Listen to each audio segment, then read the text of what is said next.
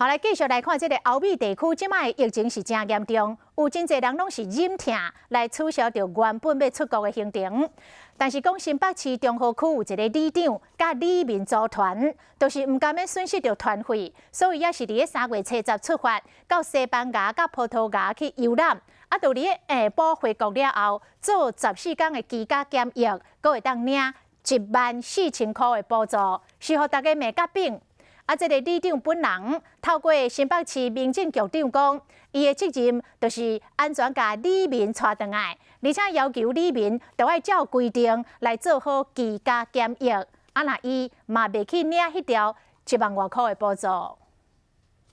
欢欢喜喜出去游览，因要去的所在是葡萄牙，也有新冠病毒疫情的重灾区西班牙。组团的是新北市中和区一位里长。听说他们是过年前以前就已经定好了嘛。讲是去年12月伫网络顶面组团要去欧洲3月70出发，只是即摆疫情遮严重，虽然讲西班牙是伫出发后3月14才提升为3级的旅游警示，也毋过这时阵坚持要出国，里长团互人骂甲变过去。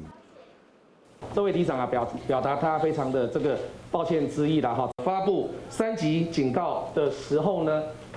他们就决定要回国。即摆旅行团缩短行程，嘛听讲当时的团员坚持出国，是因为唔甘取消出团了后的团费的损失。即摆倒来台湾了后，爱严格执行14天的居家检疫，过才领14000块的补助，引起各界争议。里长说他不会去领这一笔14天的一个补助，因为现在全球疫情变化很快，马上列为第3级，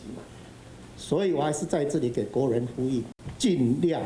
要求自己非必要不要出国。